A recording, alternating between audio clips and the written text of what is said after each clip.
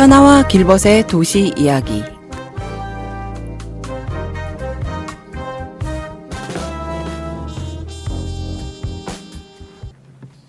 길었던 여름이 지나고 이제 정말 가을이 오고 있는 게 느껴집니다. 하지만 요즘처럼 하루가 다르게 기온이 10도씩 오르락 내리락 하면 여러분도 많이 헷갈리시죠? 이럴 때 우리는 환절기라고 부르는데요. 환절기란 말 그대로 두 계절이 맞닿는 시기입니다. 겨울에서 봄으로, 여름에서 가을로 넘어가는 때를 말하죠. 추운 계절에서 따뜻해지고 따뜻한 계절에서 다시 추워지는 그런 과정인데요. 저도 이번에 새롭게 알게 된 사실이 있어요. 바로 이 환절기가 꼭 두 계절만 연결되는 과정이라는 거예요. 그러니까 한 번 더워졌던 날씨가 갑자기 다시 여름처럼 돌아오는 게 아니라 결국 추워지는 방향으로 향한다는 거죠. 이처럼 변화의 시기엔 종종 혼란스러움을 느끼게 마련이에요. 날씨도 그렇고 우리 삶도 마찬가지입니다. 하지만 중요한 건 그 변화가 결국 하나의 방향으로 나아간다는 사실입니다. 날씨가 왔다 갔다 해도 결국은 가을은 가을답게, 겨울은 겨울답게 찾아오는 것처럼 말이죠. 변화하는 상황 속에서 방향을 잃으면 큰일이겠죠. 시대가 변하고 세상이 복잡해져도 우리가 나아가야 할 길은 분명히 존재한다고 믿습니다. 비록 지구가 이상신호를 보내더라도 폭망까지는 가지 않을 거라 믿고 싶네요. 그러니 여러분, 이 환절기엔 날씨 변화에 잘 대비하시고 건강도 잘 챙기시기 바랍니다. 한결같이 즐겁고 건강한 하루 보내세요.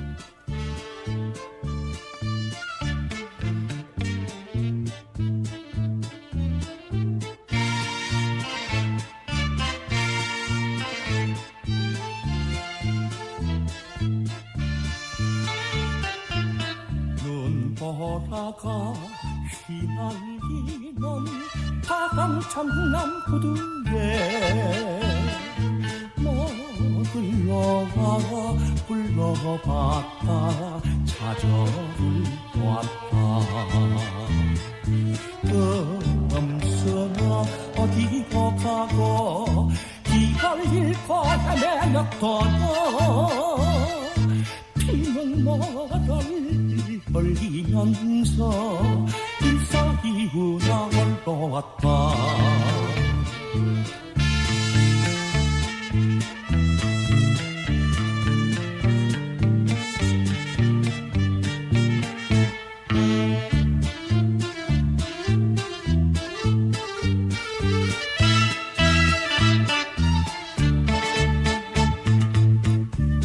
갇힌 적 없는 몸이 지금은 무엇을 하나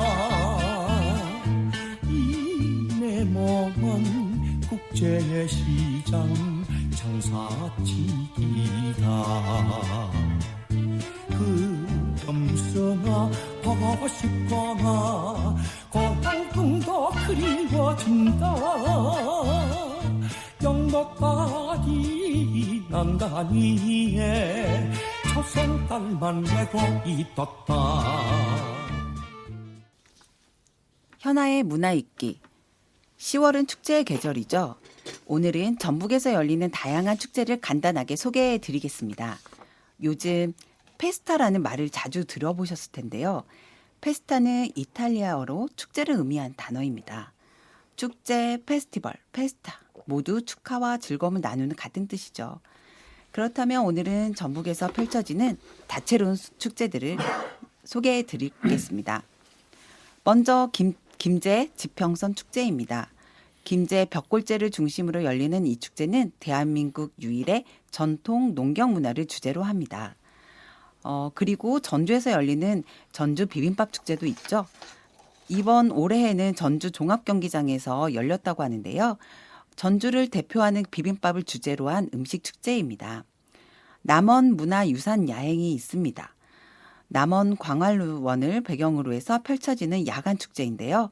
달나라 신화 이야기를 테마로 전통과 신비로운 분위기를 동시에 느끼실 수 있습니다. 진안 홍삼축제도 여러분 많이 알고 계시죠? 진안 마이산에서 열리고 있습니다. 홍삼 특구인 진안답게 홍삼을 주제로 한 다양한 체험과 음식을 즐길 수 있습니다. 임실엔 치즈축제 여러분들 많이 알고 계신가요? 임실 치즈 테마파크에서 열리고 치즈를 테마로 한 축제로 유명합니다. 치즈 관련 체험과 퍼레이드도 준비되어 있으니 온 가족이 즐길 수 있는 축제입니다. 군산 시간여행 축제는 군산 시간여행 마을에서 열리고 과거와 미래를 넘나드는 다양한 프로그램과 퍼레이드를 통해서 군산의 역사와 매력을 느낄 수 있습니다. 다음은 고창 모양성제입니다. 고창읍성에서 열리는 이 축제는 고창읍성의 아름다움과 전통을 주제로 한 역사 문화 축제입니다. 조선시대 성곽을 배경으로 한 다양한 프로그램이 준비되어 있습니다. 부안 붉은 노을 축제 들어보셨나요? 최근에 열리는 축제인데요. 변산 해수욕장에서 열리고 있습니다. 서해에서 가장 아름다운 노을을 배경으로 한 낭만적인 축제이죠. 자연과 함께하는 여유로운 시간을 즐기실 수 있습니다. 마지막으로 순창 장류축제가 있습니다. 순창 전통 고추장 민속 마을에서 열리는 이 축제는 한국의 전통 장류, 특히 고추장을 중심으로 한 식문화 축제입니다. 장류 체험과 함께 다양한 프로그램이 마련되어 있어요.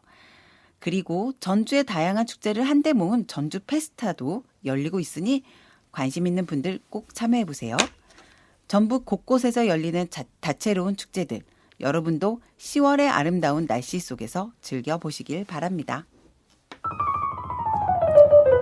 길벗의 일침. 도시 이야기를 시작한 지가 이제 한 달 반이 되어 갑니다. 아직도 좀 익숙하지 않고 뭔가를 준비를 못하고 빼먹는 경우도 생깁니다. 그렇지만 차츰 익숙해지고 있는 것 같습니다.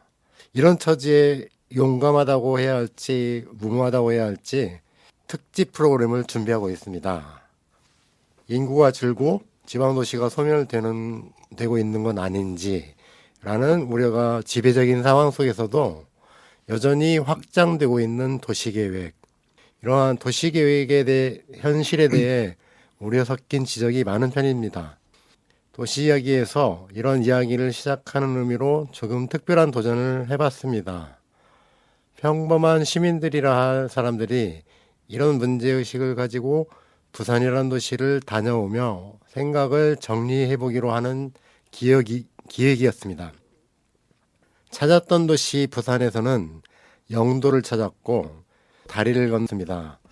그리고 깡통시장과 국제시장으로 등으로 이어지는 원도심 부산을 거닐어볼 기회를 가졌죠. 잠시 혼란스러웠던 것 같습니다. 쇠락하는 도시 부산, 그 중에서도 꼽히는 영도라는 지역을 거닐었지만 광복동 인근의 원도심에는 사람들이 매우 많았거든요. 오프닝에서 말했던 이야기를 환기해 보고자 합니다. 어쩌면 혼란스러운 지금의 여러 변화에 대해서 잘 살펴보고 관찰해야 한다는 생각이 듭니다. 그렇지 못하고 대비가 잘못된다면 말 그대로 도시는 폭망으로 갈 수도 있다는 생각입니다. 지구야 망할 리 없겠지만 도시는 자칫 잘못하면 크나큰 나락으로 떨어질 수도 있기 때문입니다. 실제 그런 사례들이 존재하기도 하고요. 이제 우리 도시는 이런 과정을 잘 거쳐나가 미래로 연결되어 갈 수 있는지를 잘 챙겨보지 않으면 안 될 것 같다는 의미에서 도시 이야기를 함께 나눠갔으면 좋겠다는 기획의도를 이렇게 전합니다. 현아가 읽어주는 사진 한 장. 오늘의 사진 저도 익숙한 장면인데요. 자, 사진 속을 함께 들여다보실까요? 이곳은 버스 아닙니다. 뒤쪽 유리창을 통해 거꾸로 보이는 버스 번호가 77번인 것 같기도 하고요. 아니면 777번? 글씨가 모두 보이지 않아 정확하진 않지만 분명 부산의 버스입니다. 학장동, 서면, 부산대라는 글자들이 어렴풋이 보이네요. 그렇습니다. 부산 시내버스 안에서 찍힌 한 장면인 것 같죠? 버스 안을 자세히 보면 선글라스를 낀 분도 보이고 V자를 그리는 분도 있네요. 이분들은 누가 봐도 함께 여행 중인 일행인 듯 보입니다. 사실 이 사진은 얼마 전 저와 길버님을 포함한 일행 7명이 함께 부산을 다녀왔을 때 찍은 사진입니다. 길버님이 사진을 찍으셨기 때문에 아쉽게도 사진 속에서는 보이지 않네요. 이제 버스 맨 뒷자리로 시선을 돌려볼까요? 오른쪽에 앉아 옆을 바라보고 계신 분, 바로 오늘의 초대 손님입니다. 이 여행 속에서 무슨 이야기를 담아내고 있을지 궁금해지네요. 오늘은 초대 손님으로부터 이 여행과 사진에 담긴 이야기를 직접 들어보겠습니다. 오늘 함께할 초대 손님은 조지훈 전 전주시의회 의장님이자 전라북도 경제통상진흥원장을 역임하신 분입니다. 호칭은 전라북도 경제통상진흥원 원장을 역임하셨기 때문에 편하게 원장님으로 부르도록 하겠습니다. 괜찮으시죠? 네. 네. 원장님, 인사와 함께 이 사진에 담긴 여행 이야기를 들려주시겠어요? 그 여행 얘기하기 전에 네. 두 분 정말 재밌네요. 이게 지금 현아와 길벗인데 우리 강현정 박사님이 현아고 김길중 선생님이 길벗인 거죠? 네. 원래 닉네임. 이 참 분위기가 다른 목소리가 청취자들이 참 어색할 것 같아. 네. 그래서 정말 달라. 그래서 근데 웃음 참느라고 죽는 줄 알았네 아주. 그래 좋아하시는 분도 계세요. 그리고 우리 강현정 박사님 평상시 목소리가 아니에요. 방송용 목소리가. 아, 그래요? 방송용 목소리가 따로 있네. 훨씬 좋은가요? 괜찮으신가요? 칭찬입니다. 네, 감사합니다. 그 여행에 대한 얘기를 하기 전에 네. 가만히 보니까 이 도시 이야기 자체가 이야기로 모인 분들이 하여간 세상에 대한 오지랖을 좀 많이 떠는 사람들인 것 같아요. 이게 밝고 새로 이렇게 정의로운 오지랖이기도 하고 반가운 오지랖이기도 하는데 요즘은 세상이 사람들이 서로가 서로에게 간섭하지 않고 관여하지 않으면서 생기는 문제들이 훨씬 많은데 아직도 이렇게 오지랖 떠는 분들이 많은 것이 참 반갑습니다. 세상의 변화는 이 오지랖퍼들에게 그렇죠, 의해서 변화된다는. 우리가 먼저 이야기를 시작하기 전에 그래서 우리 오지랖 한번 더 떨어야 돼요. 어제 노벨 문학상 발표가 있었잖아요. 그렇죠. 한강 작가의 노벨 문학상 발표돼서 박수 한번 치고 시작해요. 네, 너무 좋습니다.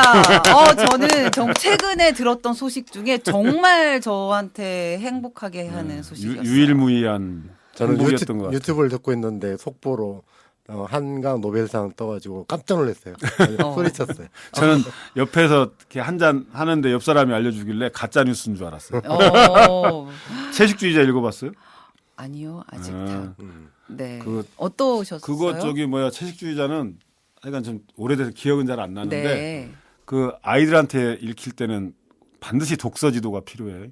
아. 거기 19금이 들어있어요. 그래서 좋아하겠는데요? 노벨상을 치워버린 경기도 교육청이 오늘 화제가 됐다고 하더라고요. 그러니까. 네. 하여간 그 우리 여행 얘기로 돌아가면 네. 하여간 소환돼서 함께 그 부산까지 갔지 않습니까? 네. 그 기억은 버스 타고 자전거 타고 걸은 기억밖에 없어요. 실제 힘을 많이 들인 게 그거였죠. 네, 버스 타고 자전거 타고 걷고 집에 돌아와서 몸이 왜 이렇게 찌뿌둥하고 막 등산한 것처럼 아프지? 했더니 그날 우리가 장장 거의 8시간 동안을 네. 아침 버스 타고 자전거 타고 저녁 걸었더라고요. 그렇게까지. 네. 그냥 그 기억이 다예요. 좋은 기억이죠. 이 여행은 함께 했으니까 네. 저는 버스 타고 자전거 타고 걸었던 기억을 네. 말씀드렸으니까 다른 분들이 또 그 여행 말씀하시면 될 것 같은데 제가 혼자 다 하기는 그렇잖아요. 제가 초대 손님이 주인 같잖아요. 아니요. 저도 제가 말씀을 드리려고 했는데 네. 네. 우리가 도시 계획 그리고 쇠락하는 도시 뭐 이런 것들을 좀 담기 위해서 갔잖아요. 근데 이제 같이 갔던 일인 중 한 분의 박정규 선생님이신데 자꾸 얘기를 하시는 거예요. 아까 좀 혼란스러운 뭐 그런 것을 언급하기도 했는데 분명히 그 쇠퇴하는 도시를 보러 갔는데 광복동에서 할 때 그 엄청난 유동인구 속에서 우리가 함께 했었잖아요. 우리가 보러 온 게 여기 있는 게 맞는지 뭐 이런 얘기도 하셨더라고요. 네. 근데 이제 분명히 영도 그리고 부산 전체적으로도 좀 우리와 비슷하게 위기를 겪고 있는 도시는 많은데 네. 그것들을 잘 그 정돈하 놓고 보지 않으면 좀 혼돈이 생길 수도 있겠다 그런 생각이 마침 들었었습니다. 저도 한 화요일 날까지 온몸이 계속 아팠던 것 같아요. 피곤하고 안 풀려가지고. 네. 그랬는데, 그 해외를 나갈 때는 대중교통을 많이 이용하죠. 특별한 상황들이 아니면. 네. 근데 이 국내를 여행하면서 그렇게 버스 타고 자전거 타고 이러한 걷고 이런 경우가 극히 드문 것 같아요. 뭐 제주에 올레길 억지로 찾는다라든지 뭐 이런 투어 말고는 거의 드물었던 경우라서 오히려 이제 그 전에 자동차를 통해서 이렇게 점을 찍으면서 다녔던 이런 것보다 도시가 좀 연결되는 느낌? 도시의 길이 기억나고 이제 다리를 건너면서 다리가 건넜을 때 걸어서 영도로 어떻게 연결되고 그 다리를 건너면 반대편에 자갈치장이 어떻게 연결되고 이런 부분들이 훨씬 더 이 도시의 그림이 그려지는 이런 느낌을 받았습니다. 근데 그러면 우리 명칭을 뭐라고 해야 돼? 현아 선생이라고 해야 되나? 현아 DJ. 네, 현아 현아 DJ께서는 그러니까 현아께서는 뭐 이렇게 그냥 편하게 해도 돼요. 네. 현아께서는 그날의 여행이 네. 그 부산이 쇠퇴의 길을 걷고 있다고 느껴졌나요? 저도 그 얘기를 하고 싶은데, 그 쇠퇴하는 도시라고 하는 것을 너무 임의적으로 먼저 세팅해 놓고 우리가 그거를 바라보고자 했던 건 아닌가. 뭐 쇠락하는 도시나 그러니까 모든 도시가 생명력을 갖고 있다라고 하는 거는 그 안에서 일부분은 쇠퇴하거나 쇠락하는 부분도 있지만 일정한 어떤 부분들은 굉장히 또 좋은 도시를 만들기 위해서 좋은 에너지를 발산하는 이런 부분도 있는 거죠. 그렇죠. 그래서 우리가 어떠한 도시를 바라볼 때 너무 그 한정적 이렇게 미리 이럴 거야. 설정해 놓은 네, 그 설정해 틀로 놓은. 바라보거나 그렇죠. 그래서는 안 되겠죠. 네, 그래서 그러한 의도가 이제 저도 문화 기획자로 일을 하니까요. 그렇게 했을 때 기획자 의도가 과하면 안 된다라는 얘기를 생각을 항상 해요.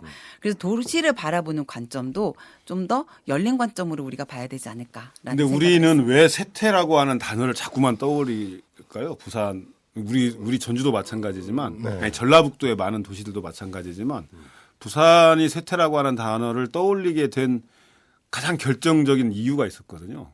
그건 뭐냐면 부산의 인구가 뜬다는 인구 것 감소. 때문이었잖아요. 네.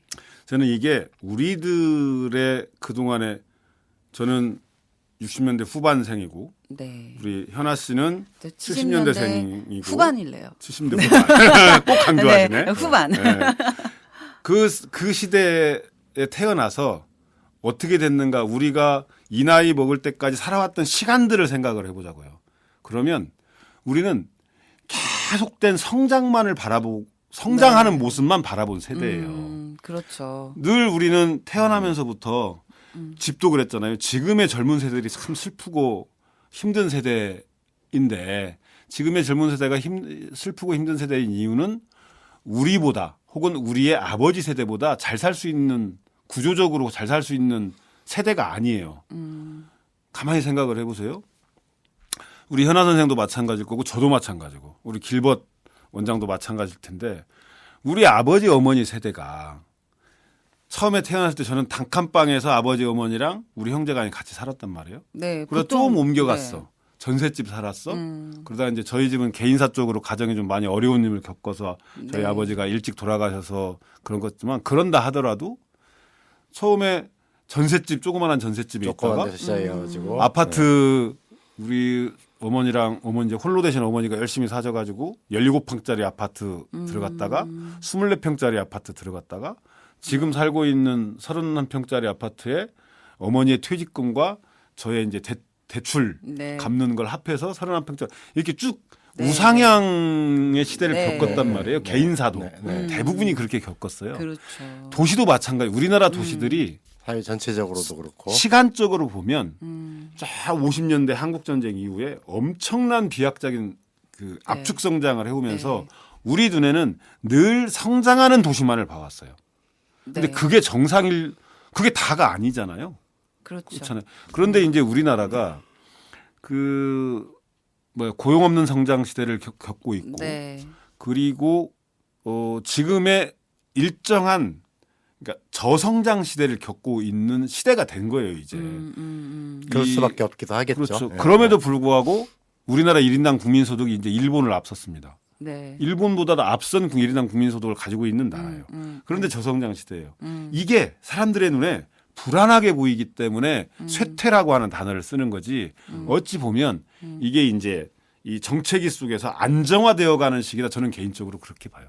다만 도시라고 하는 곳은 네. 그것을 이렇게 행정구역의 이름으로 군이라고 붙이고 무슨 시라고 붙이고 네. 뭐 특례시라고 붙이는 것뿐만 아니고 행정상의 이름으로 면이라고 하건 읍이라고 하건 무슨 동이라고 하건 간에 사람이 모여 사는 곳을 도시라고 얘기한다고 하면 네. 이 도시는 늘 보수해야 되는 곳이고 네. 도시는 항상 개발해야 되는 곳이에요. 그래서 그 시대에 맞게 도시는 그 변해가는 시대에 맞게 늘 보수하고 늘 개발해 가면서 변화하는 거죠. 그 방향을 어디로 설정하나의 과제가 안정화되는 시기에 처음 접해본 안정화 시기에 네. 우리에게 과제가 주어지고 있다. 이렇게 보는 거죠. 네. 네. 뭐 저도 일정 부분 동의가 되는 게 항상 우리는 발전해야 되고 성장해야 되고 그러지 않으면 뒤처지는 것 같고 그리고 뭐 조금 지났지만 갑자기 뭐 벼락거지가 된다. 가만히 있으면 거지가 된다라고 하는 부동산과 관련된 이런 이슈들도 있었고 그러다 보니까 그런 게 우리는 너무 당연하게 생각해 왔던 것 같아요. 네, 그런 부분들에 상당히 동의가 됩니다. 또 하나는 뭐 그 말씀을 충분히 동감을 하고요.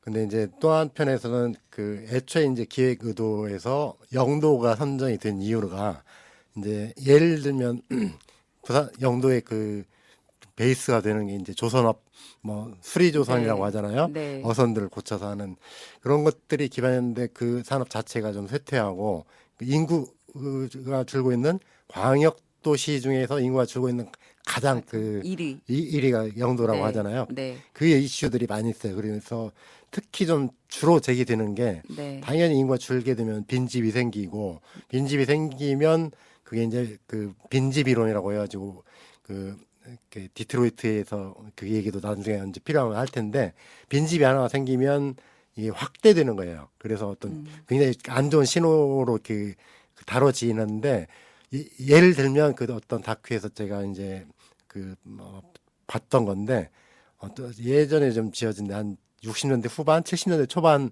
지어진 한 120가구 정도의 아파트에 점점 빠져나가기 시작하고 현재는 그 중에 한 5가구가 채 못해 120가구에서 네, 네, 5가구요. 그러면 그 한 동에 이제 네. 세 집만 살고 계신 거고 당연히 그런 것은 상상하기 힘들 정도의 공포일 거예요. 그렇죠. 그분이 그렇게 말씀을 하시더라고요. 실제 무서워서 못 있겠다. 근데 네. 이제 거의 지금 살고 계신 분들이 이제 대개는 그런 건데 그런 문제가 영도의 곳곳에 좀 존재를 하고 있더라고요.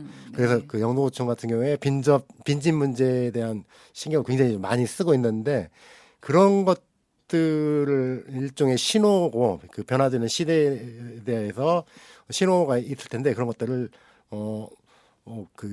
이를테면 오프닝에서도 얘기했다시피 우리가 혼동스럽잖아요. 여전히 괜찮은데 또는 무시할 수 없는 신호들이 있는데 그런 신호들을 어떻게 바로 볼 것인가가 중요하다는 생각이 들고 그 이야기의 시작이 이번 여행이었다고 생각이 되는 것 같습니다. 도시의 생과 멸은 도시도 이 자연 생태계처럼 생멸 주기를 가지고 있어요. 네. 생멸 주기를 가지고 있는데 그 도시의 생멸 주기는 그 도시가 가지고 있는 산업과 밀접한 관계를 가지고 있습니다.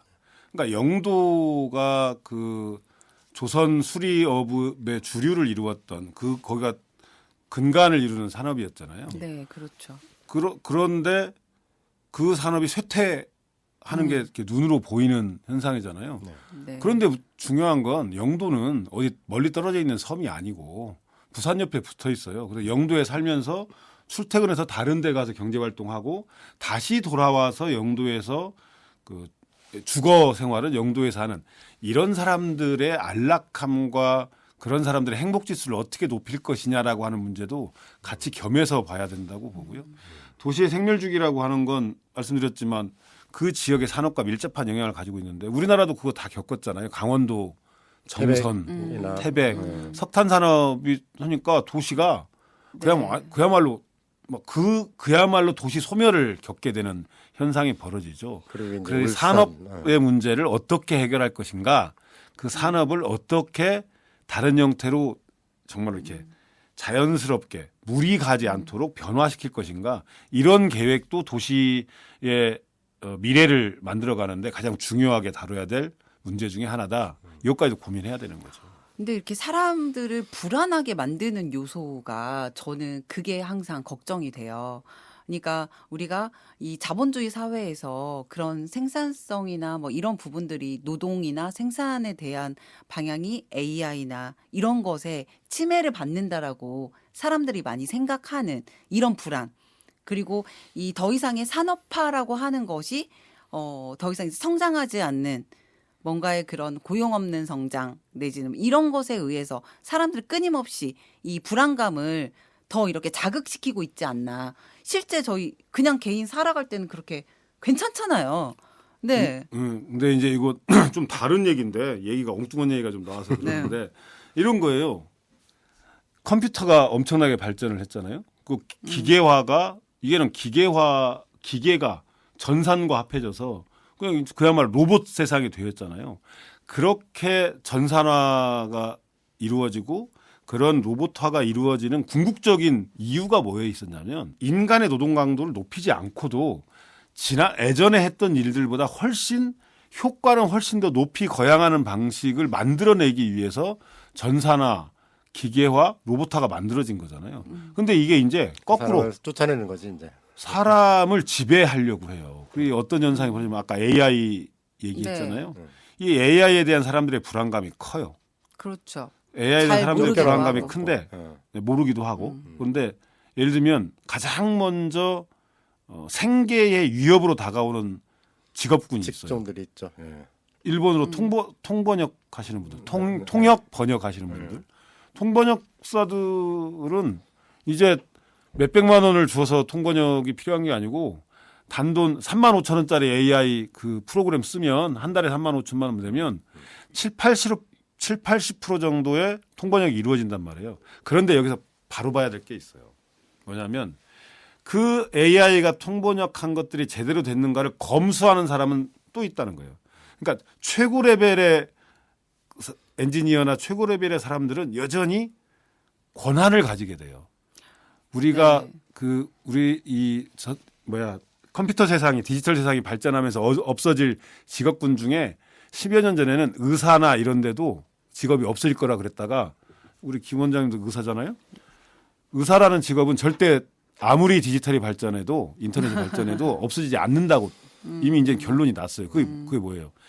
이 기계화된 의료 행위에 대한 버튼을 누를 수 있는 권한이 의사에게 있는 거거든요. 그 얘기는 무슨 얘기냐? 정치 권력의 문제라고 그런 거예요. 정치 경제의 문제고.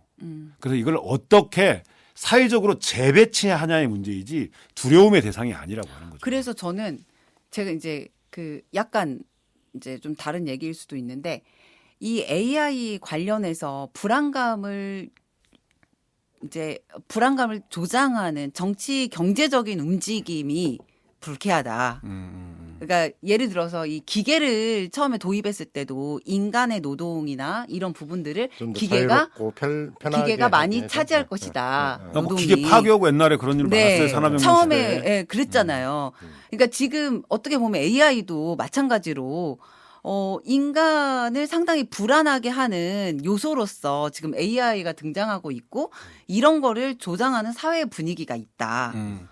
제가 네. 하는 얘기로 AI 얘기 마무리하고 네. 원래 얘기로 그래, 넘어가야죠. 넘어가는데 그래요. 한 가지만 네, 기억하면 짧게 돼요. 해주세요. 자동차를 만드는 건 네. 첨단 기술이잖아요. 자동차를 운전하는 건 첨단 기술이 아니에요. 그렇잖아요. 네. 누구나 다 하잖아요. 그렇죠. 드론을 만들어내는 건 첨단 기술이지만 드론 교육 4주 받으면 누구나 다 드론 네. 운전해요. 네. 드론을 운전하는 건 첨단 기술이 아닌 거예요. 네. AI도 마찬가지예요. AI가 어마어마한 이 그 집적화된 기술력으로 딥러닝을 통해서 인공지능이잖아요. 지능은 지능인데 인공이야. 인공으로 만들어진 사람의 지능을 가지고 있어도 그것을 운영하고 써먹는 기술은 첨단이 아닌 거예요. 네. 어떻게 잘 써먹냐의 문제를 반드시 인간들은 다 더 활용해낼 수 그렇죠. 있다. 두려움을 가질 필요 없다. 물론 그러니까. 발생될 문제들이 많긴 하지만 그거는 네. 극복의 대상인 거지 네. 두려움의 대상은 아니다. 그 연결시켜서 도시의 문제 역시도 저는 사람들에게 우리가 이제 쇠퇴하고 있구나. 이제 더 이상 이 산업화에 우리가 발전하지 못하고 성장하지 못하고 이런 것들을 불안하게 만드는 그게 무엇이냐. 충분히 이제 우리가 지금 현재 아주 못 사는 거는 아니잖아요. 살 수 있을 정도의 어떤 생활의 수준이 됐다고 생각을 해요. 그런데 여전히 우리는 과거보다 잘 살고 있는데 불안한 거야, 미래가.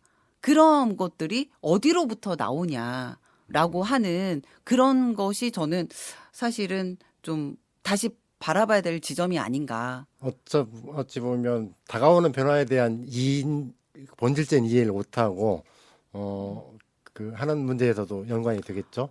네, 그런 부분도 있지만 저는 AI를 누군가가 그런 부분을 활용해서 자본의 구조가 재배치되는 것처럼 도시에 대한 부분도 이러한 쇠퇴와 뭐 이러한 좀 불안정적인 단어들을 계속 그걸 사용하면서 유포시켜서 어떤 네, 이익을 보는 그렇죠. 사람들이 그런 있을까요? 것들을 네. 재배치화를 시키면서 뭐 이러한 움직임들이 있지 않을까요? 네. 네. 한번 우리가 계속 네. 빠져가 보게요. 앞으로 그쪽 방면으로도 오지랖을 한번 떨어보는 걸로 하고요. 그러면 제가 이제 네. 질문을 좀 드려보고 싶은 게, 조 원장님 같은 경우는 이런 여행을 좀 많이 해보신 것 같아요. 도시를 다니면서 이 도시의 어떤 것들을 좀 해보게 되는데, 같이 가셨던 이은영 선생님이나 박정효 선생님 또는 또 그 많은 분들은 보통은 도시의 어떤 것들을 좀 슬쩍 여행같이 그냥 여행같이 이렇게 그냥 좀 찍는 지나치는 네. 뷰를 찾아서 이렇게 다니는 곳이었는데 그 도시를 들어가서 머물다가 오고 그 맛을 느껴보고 생각해보고 하는 의미에서 여행은 처음 해봤다고 하시는 분도 계셨거든요. 네. 그래서 그 생각보다 그 괜찮고 그 자체가 재밌었다고 좀 하는데 그 같이 해보신 입장으로서 이런 걸 좀 계속 어떻게 좀 이어가면 좋겠다는 생각 드시던가요? 저 청취자분들 저희가 숙소가 참고로 송정이었습니다. 네, 송정에서 잡고 영도를 송정 해수욕장이요. 네, 굉장히 먼 송정 거리였죠? 해수욕장 앞에 상당히 먼 거리를 잡았습니다. 예, 이해가 되기 위해서 그리고 대중교통을 네. 그만큼 이용할 수밖에 없었던 상황인 거죠. 네. 뭔 말 하려다가 잊어버렸어. 죄송해요. 앞으로도 이런 기회를 좀 앞으로? 가져보면 좋겠다는 생각이 들었는데 저는 오히려 좀 질문을 하고 싶은데 네. 그 부산에서 버스 타고 걷고 자전거 타고 했잖아요. 네. 전주와 비교해서 어땠어요? 어떤 도시의 전주- 차이, 아니 그 우리가 경험했던 버스 그건 전주와 비교해서 어땠고 버스 자체가 우리가 경험했던 자전거 타기는 전주와 경험해서 어땠고 걸을 때의 그 도시의 그거 보고 이제 공간 이벤트성이라고 얘기하거든요. 네, 그 도시의 그 공간의 이벤트성, 그 도시의 공간을 이벤트성. 느끼고 일테면 도로 구조를 파악한다든지 뭐 이런 그걸 여쭤보실 그렇죠. 거죠? 네. 네. 그 근데 오늘 이상하게 우리가 인터뷰를 당하는 것 같아요. 아니, 느낌이 어땠는지. 그런데 좀 다를 것 같은데요. 왜냐하면 전주는 내가 계속 살아온 도시이고 부산은 여행 겸 그렇게 그래 갔어요. 간 갔는데 전주와 다른 도시잖아요. 점이 타봤잖아요. 뭐냐면 전주와 그러니까 평소에 버스를 많이 안 타다 안 보니까 타보셔가지고. 근데 자전거 같은 경우는 우선 자전거 길이 독자적으로 조금 잘 되어 있었고 우리가 갔던 길이 그리고 또 한 가지가 전주천이나 삼천 자전거를 타고 갈 때 이 자전거 길에 걷는 사람들이 상당히 많거든요. 그랬을 때 거기에서는 그러지 않았어요.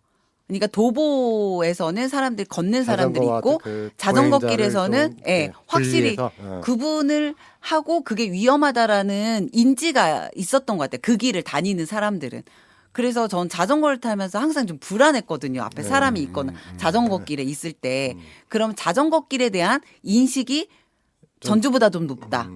이런 생각은 비슷해 좀 보이는 들었어요. 공간을 다르게 쓰고 있다 이렇게 좀 확인이 되는 거네요. 예, 예, 네. 그렇죠. 근데 이제 그 거기다 덧붙이자면 확실히 부산은 여건이 전주보다 못한 거예요. 그 네, 자전거 고수부지 자체도 폭이 좁고 네. 거기에서 그 자전거나 보행자가 할 수 있는 공간을 내는 게 어거지로 된 건데 우리가 갔던 수영강길이나 온천길은 그 부산에서 거의 유일하게 낙동강이 있는데 그 낙동강을 제외하고 낙동강이 이제 외곽이니까 그 도심을 관통하는 공간 중에서 유일하게 자전거 도를 넣을 수 있는 도로고 그러니까 그 자전거 통행량이 상대적으로 그 전주보다 집중될 수밖에 없고 여기는 그 허브죠. 이 허브 도로죠. 네. 거기에서 그러다 보니까 문화적으로도 이렇게 나눠 쓰게끔 정착이 어느 정도 되지 않았나 네. 생각이 드는 거죠. 그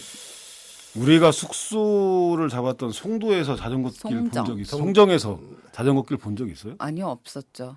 거기가 없어요. 해수욕장이기도 했고 없어요. 였잖아요. 부산에 네네. 있는 유일한 자전거길이 거길 그래. 거예요. 네. 저는 자전거 그냥 그 길은 이 교통 대체용 이게 교통용 자전거 길이 아니고 레저용 자전거 길인 거예요. 그래요. 부산은. 네, 맞아요. 근데 전주는 그것보다는 훨씬 레저용과 교통용이 혼합형으로 쓸 수 있도록 그동안에 노력해 와서 네, 그건 뭐 자전거 길이나 이런 거는 전주가 훨씬 더 낫다. 낫다. 보다는 조금 하여간 더 그 사람들이 훨씬 쉽게 접근할 수 있다. 사람들이 편안하게 그런데 이용할 수 있도록. 거기에 네.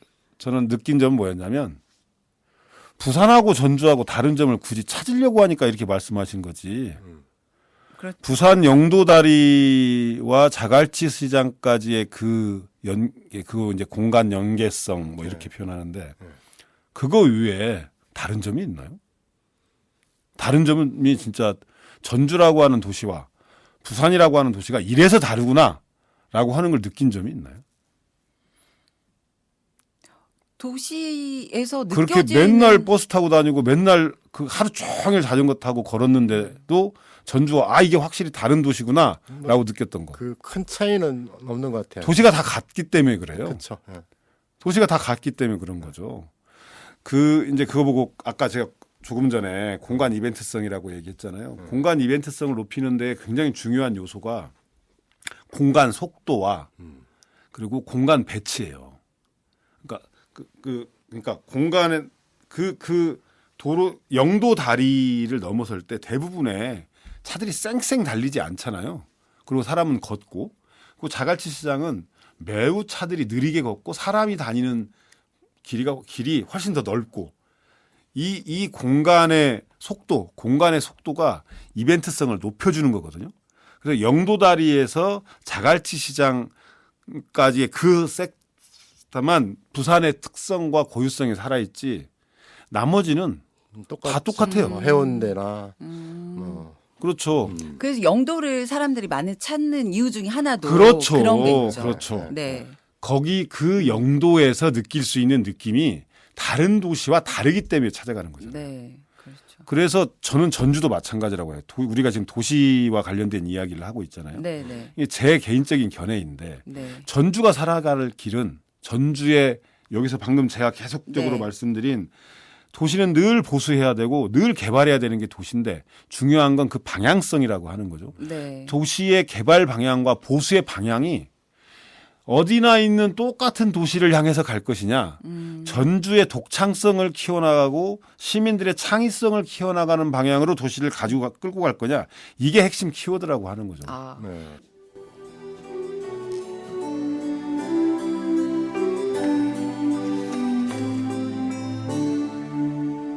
가을 우체국 앞에서 그대를 기다리다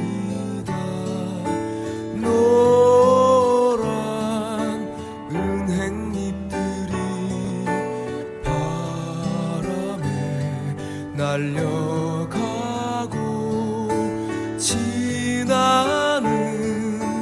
사람들 같이 저 멀리 가는 걸 보네. 세상에 아름다운 것들이 얼마나 오래 남을까.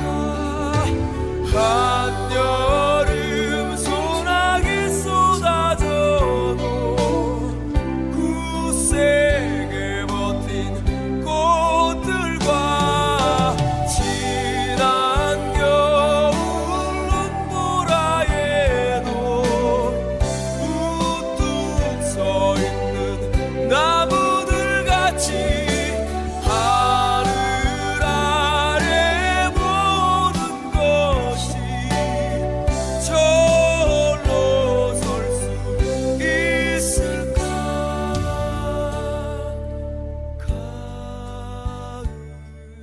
우리 저기 아까 이제 다녀온 얘기 조금 더 하고 좀 이제 마무리해 가야 될 시간인 것 같은데, 그러면 영도 문화도시 센터 그 가서 들었던 얘기들 좀 나눠보면 좋을 것 같아요. 한 말씀. 네. 네, 원장님 어떠셨어요? 좋았어요. 뭐가 어떤 게요? 그 어쨌든 그 열정적인 사람들이 방향을 잘 잡으면 정말 세상을 바꾸는 힘이 되는 사람이 자산이구나, 이런 걸 많이 느낄 수 있었고, 사람들에게 그 영도의 문화센터 얘기를, 정식 명칭이 문화센터던가요? 도시 예, 영도 문화도시 문화도시 센터. 영도 도시 문화도시. 센터. 문화도시 센터에 가서 사람들이 한번 좀 그 사람들의 그 프레젠테이션과 그런 걸 한번 보는 기회를 많이 가졌으면 좋겠다, 이런 생각이 들 정도로. 다양한 사람들이 가서 듣고. 아니면 저희가 또 그 담아오긴 했지만 언젠가 한번 좀 모셔보고 구체적으로 그렇죠, 그런 그렇죠, 것도. 그렇죠. 근데 다만 저는 이런 생각을 합니다. 우리가 사람이 살아가는데 세 끼의 밥을 먹잖아요. 이게 주식을 먹어야 사람이 살아가는 거잖아요. 그런 말이 있어요. 밥을 먹지 않고 영양제만 먹으면 영양실조 걸린다고. 그런 얘기 들어본 적 있죠? 그거 더 잘 아실 거 아니에요. 비타민 C가 됐건 종합 비타민이 됐건 뭐가 됐건 어떤 영양제를 아무리 먹어도 우리가 먹는 밥, 네. 그 주식을 먹지 않으면 영양실조가 걸리는 거거든요. 핵심은 그 도시센터가 네. 그 영도라고 하는 도시에 주식의 역할을 할 정도의 역할을 하고 있느냐, 아니면 영양제냐라고 하는 거죠. 제가 보기에는 아직 영양제다라고 하는 겁니다. 뭐 5년 사이에 그게 주식이 되는 거는 어려울 수 있으니까. 그렇죠, 그렇죠. 뭔가 그게 한 50년 간다라고 하면 주식이 충분히 될 수 있겠죠. 그러니까 그렇게 될 수 네. 있도록 이게 잘 커가야 되는데, 음. 여전히 도시라고 하는, 아까 앞서 말씀드렸던 도시의 생멸주기를 더 연장하고 새로운 도시로 다시 탈바꿈해서 또 다른 전환을 도시가 이루어내고 이럴 수 있는 힘은 이 영양제에 있지 않고 네. 주식에게 있다고 하는 거죠. 네, 네. 이 주식을 어떻게 잘 만들어내느냐라고 네. 하는 것에 우리는 더 역점을 둬야 된다. 네. 그럴 때 이 센터의 역할은 그 주식, 그 이제 어떤 역할을 하게 될지 두고 봐야 되겠죠. 하지만 우리는 여전히 주안점을 둬야 되는 건 영양제가 아니고 우리가 주로 먹는 식사가 무엇이 될 것이냐. 사람이 네. 더 건강해지기 위해선 그런 것처럼 그걸 전 잘 살펴봐야 된다고 봐요. 그 약간 저하고 비슷하기도 하고 좀 다른 부분도 있어서 아마 라디오 방송을 저희가 그때 녹음을 했었는데요. 아직 방송은 안 됐지만 거기에서도 제가 언급을 한 것 같아요. 지난번에 그 파리의 15분 도시 네, 한성원 선생님한테도 얘기 들었고, 우리가 너무 당연하고 진짜 중요하다라고 얘기를 하지만 사람을 중심으로 한 도시가 만들어져야 된다. 그 어떤 것을 결정하거나 무엇인가 했을 때도 너무나 우리 익숙하고 너무 이거 당연한 거 아니야라고 생각하지만 진짜 도시가 사람 중심으로 이루어지고 있냐라고 하는 이런 것에 있어서는 우리가 결정할 때 많이 흔들리는 것 같아요. 아, 부산에도 15분 도시 부산이라고 써 있었잖아요. 네.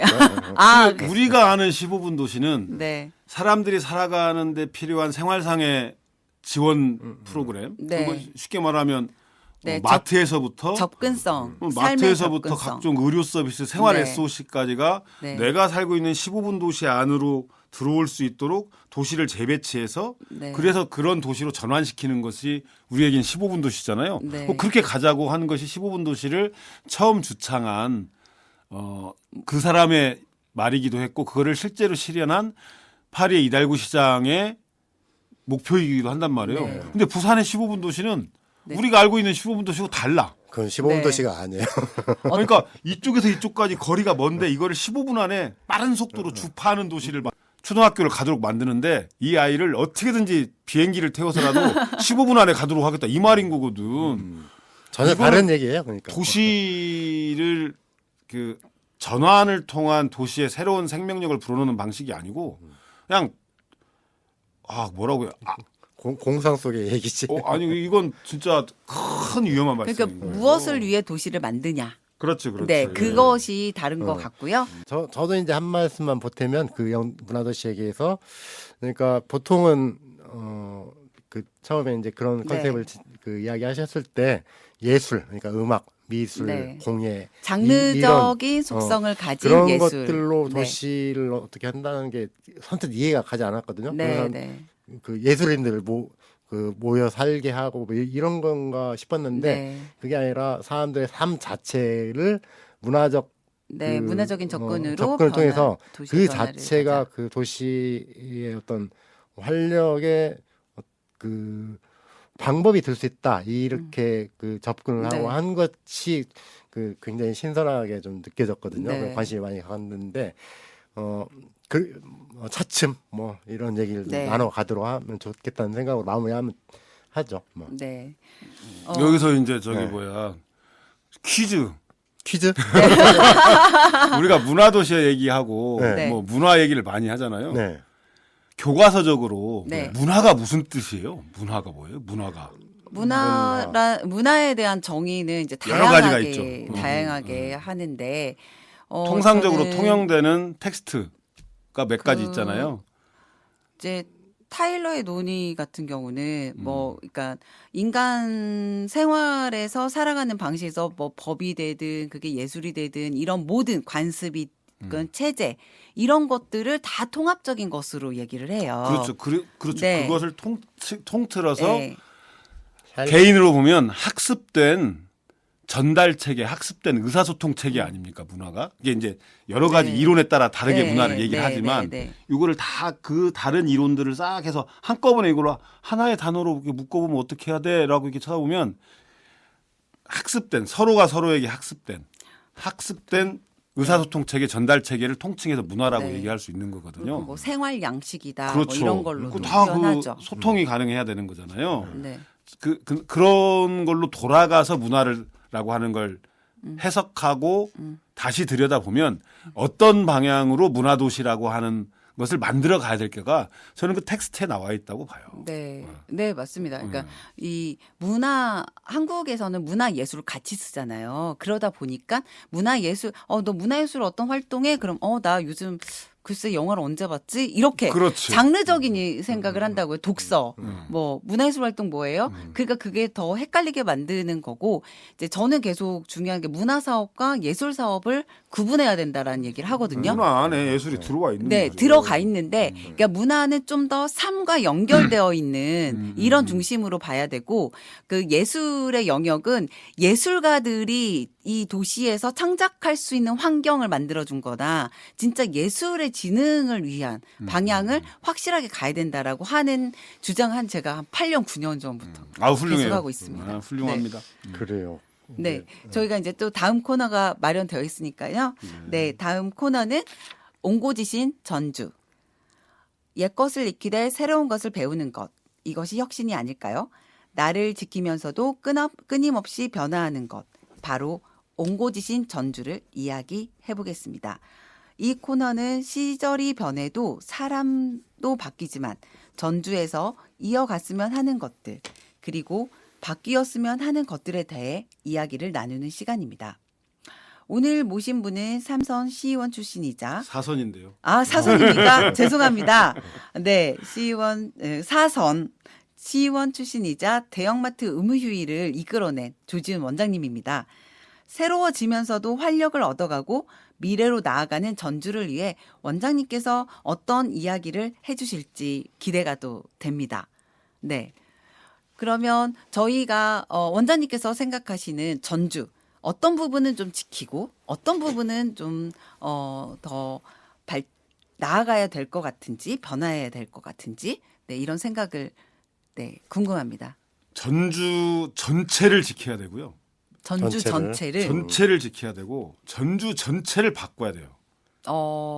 지키면서 그리고 바꾼다. 그리고 그 전주 전체를 바꾸고 전주 전체를 지켜내면서 전주 전체를 바꾸는 도구가 네. 앞으로 새로운 형태로 등장하게 될 겁니다. 그게 AI가 될 거예요.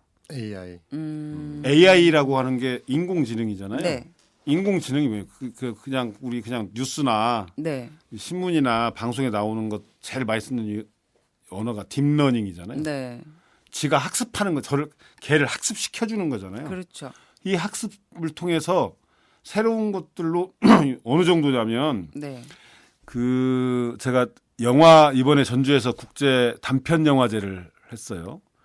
그 영화제를 오랫동안 지켜오고 만들고 준비하고 지켜온 그 곽효민 집행위원장이 있는데 그 곽효민 집행위원장이 그런 얘기를 했어요. 우리가 알고 있는 영화 중에 컴퓨터 그래픽으로 만들어낸 최고봉의 영화를 얘기하면 보통 아바타 2 정도를 얘기를 네, 하잖아요. 네. 그 아바타 2를 만들어내는데 비용이 네. 수천억이 들었다는 거 아닙니까? 그렇죠. 근데 이 엄청난 AI를 제작비. 활용하면 5년 안에 AI를 활용해서 그런 완벽한 컴퓨터 그래픽 영화를 만들어낼 수 있다고 합니다. 보통 5년을 보더라고요, 전문가들. 제작 기간이 5년인가 아니면 5년 후를 5년 후에는 그런 기술이 컴퓨터 있네? 그래픽 영화를 기술이 AI가 만들어낸다는 거예요. 그런 기술이 그만큼 발달할 그렇죠. 것이다. AI 기능, 그 딥러닝에 네. 의한 그 효과가 나타난다. 네, 5년 네. 후엔.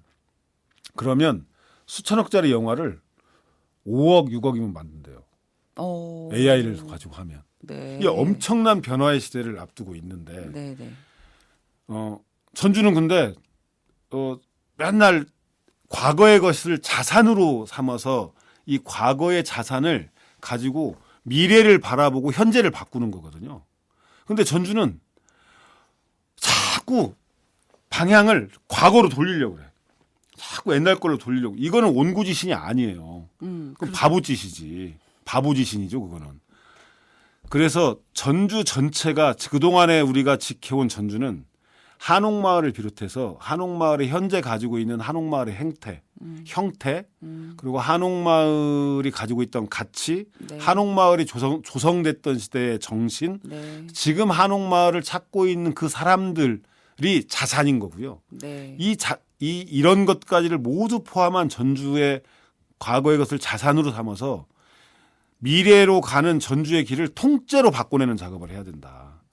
바꿔내지 않으면 살 수 없다고 저는 봐요. 바꿔내야 된다는 방향을 말씀하시는 건가요? 아니면 바꿔야 되는 거고 바꿔야 한다 당위? 바꿔야 된다는 당위고 그 방향을 시민들과 합의해내야 된다고 하는 거예요. 바꿔야 되는 어떤 방향으로 바꿀 거냐. 근데 여기에 중요한 건 AI가 작동하도록 해야 된다고 하는 거예요. AI 경제 시대가 네. 이제 눈앞으로 다가오고 있는데 네. 예를 들면 이런 거예요. 제가 그 AI 경제 시대의 K 컨텐츠 전략 연구라고 하는 책을 펴낸 이재명 당시 대통령 지난번 대통령 선거 네. 이재명 대통령 후보의 문화정책위원장을 맡았던 분이 이정현 교수님이라는 분이에요. 네, 네. 이 이정현 교수님하고 그런 이렇게 세미나. 세미나를 상당 시간 동안 했고 그때 우리 강현정 네, 박사도 저도 같이 계셨잖아요. 우리 네. 현아 씨도 같이 네. 계셨잖아요. 그때 들었던 얘기에 저는 충격을 받았어요. 어떤 부분이 충격적이었을까요? 우리가 가지고 있는 것이 AI가 어떤 결과물을 나오게 할 수 있을지에 대한 방향을 우리가 설정할 수 있다는 거죠. 네. AI는 학습시키는 거잖아요. 네. 전주의 백반이 있어요. 전주의 백반을 AI한테 학습시키면 이 AI가 전주의 백반을 토대로 한 그 음식의 매뉴얼을 네. 세계화시켜내는 거잖아요. 네. 전주의 사람들이 가지고 있던 그 생각, 전주의 사람들의 생활 패턴, 한옥마을을 방문하는 사람들의 왜 한옥마을을 방문하게 되고 재방문하는 사람들의 이유가 뭔가를 데이터화하고 이걸 학습시켜내면 그 이후의 행동 패턴과 양식들을 위해서 전주를 새롭게 바꿔나가는 그 근거 자료, 설계도에 활용할 수 있다고 하는 거죠. 그래서 전주라고 하는 도시가 그냥 이대로 부분적으로 이렇게 그냥 어디는 고층 아파트 세운다 그러고 어디는 뭐 한다고 이런 식이 아니고 전체적으로 전주라고 하는 도시가 통째로 방향을 설정해서 바꿔나갈 수 있도록 하는 것이 지금 시기에 대대적인 논의와 함께 토론들이 이루어지는 시기가 돼야 된다라고 하는 뭐 겁니다. 제가 충분히 다 이해를 했는지는 모르겠지만 이를테면 옛 것을 그대로 가져간다. 이것은 원고지신이 아니고 옛 것으로부터 시작해서 찾아가는데 지금 여기에서 머물러서는 안 되고 끊임없이 바꿔야 할 것들이 존재한다. 그런데 그렇죠, 그것은 쉽게 되는 게 아니라 깊은 토론을 통해서 어떤 방향을 정립하는 게 필요하고 이 시기가 이 시기에 해야 된다는 거예요. 그런 말씀인 것 같아요. 그 네. 얘기를 따로 한번 들어보는 게 필요할 것 같아요. 네. 그러니까 네. 이대로 가면 우리 부산 전형에서 느꼈던 것처럼 네. 어딜 가나 똑같은 도시 중에 하나가 그렇죠. 돼버려요. 네. 네. 어디 가나 똑같은 한옥마을, 네. 서울의 북촌과 네. 같은 판박이 찍어내는 그리고 것처럼. 전주도 한계가 온 게 네. 한옥마을 하나로는 도시가 그렇죠. 먹고 사는 자산이 될 수 없어요. 네. 이 한옥마을이 확장돼야 되고 재현돼야 돼 다른 곳에 한옥마을식의 도시 재생이 다른 곳에 다시 재현돼야 되는데 이거를 할 때 저기 다른 도시에서 했던 거고 똑같은 방향으로 해? 요거는 그야말로 쇠락의 길로 그냥 네. 걸어가는 거예요. 선- 그거 그대로 그래 한옥마을 이대로 가는 게 좋아 이렇게 가면 안 되고 한옥마을을 조성했던 우리한테 소중한 시간적 자산과 형태적 자산이잖아요. 그게 네. 그 한옥마을을 우리가 어떻게 조성했는지 우리 알고 있어요. 얼마나 많은 치열한 싸움, 전주 생태하천까지를 만들어내기 위해서 수년 동안을 시민과 관이 토론하고 싸우고 하면서 전주 생태하천을 만들어냈고 네. 한옥마을도 마찬가지거든요. 네, 네. 한옥마을에 은행로에 실개천이 있는 은행로 하나를 일방통행으로 만들기 위해서 1년 넘게 토론했어요. 거기에 살고 있는 주민들하고. 네. 저 거기서 일방통행 만들어야 된다고 그래가지고 제가 시의원 때인데 주민들한테 머리채도 잡혔어요. 이렇게 그때 빠지셨군요. 이렇게 고난한 상당히 고통스러운 것 같지만 결국은 그런 것에 의해서 좋은 방향이 만들어지거든요. 그 네. 고통을 감내하는 시민들의 네. 의견을 모으는 시기가 네. 지금이다. 네. 늦으면 큰일 난다. 네. 이런 네. 전적으로 동의합니다. 그러니까 도시의 변화를 위해서 가장 중요한 거는 시민들을 모아내고 합의를 만들어가는 그렇죠. 과정이다. 전주에서 꼭 이루어졌으면 네, 이 좋겠습니다. 공동체 라디오를 네. 참여하는 오지라퍼들을 100개 팀만 만들면 진짜 전주 달라집니다. 네. 네, 네. 우리가 자부심을 가지고 계속 해도 괜찮겠습니다. 네. 네. 우리가 도시 이야기를 시작하면서 자주 했던 말 중 하나가 세상의 중심은 전주라는 표현이었을 겁니다. 그런데 여러분은 이 표현을 어떻게 받아들이셨나요?